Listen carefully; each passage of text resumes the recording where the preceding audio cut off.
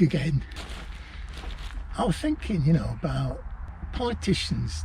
Like, they're not that pretty, really, especially because most of them are blokes, You just don't get that many girls doing it, do you? I mean, like the Republicans, they had this lady called Sarah Palin, what was from Alaska, Like, she were all into, having cups of tea like my mum used to do, get all the friends round for like tea and cakes, Sarah Palin, if you want like a glam, if you had a choice, but you got to go with what you got, like Margaret Thatcher, she weren't no beauty, but she was fairly good at being Prime Minister, weren't she? I mean, who used to look at American stuff anyway, It weren't me, it weren't people over this side at bathtub.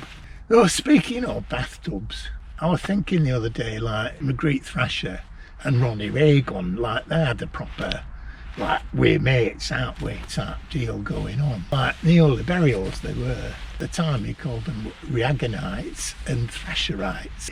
In your memory, they always got on really well, didn't they? Like busy mates and all that.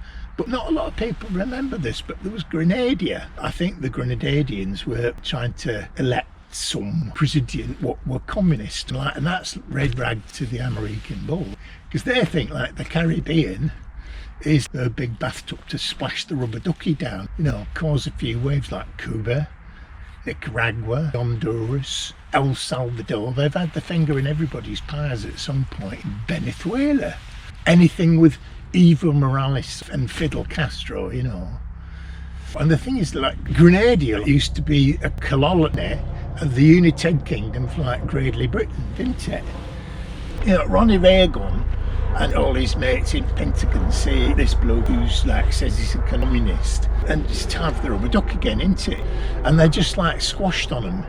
And that Margaret Thatcher, like his busy mate, she was not very happy. And my understanding, if my memory of what happened in the past, like they used to have newspapers made out of paper, and there was this headline about Thatcher and Grenadia.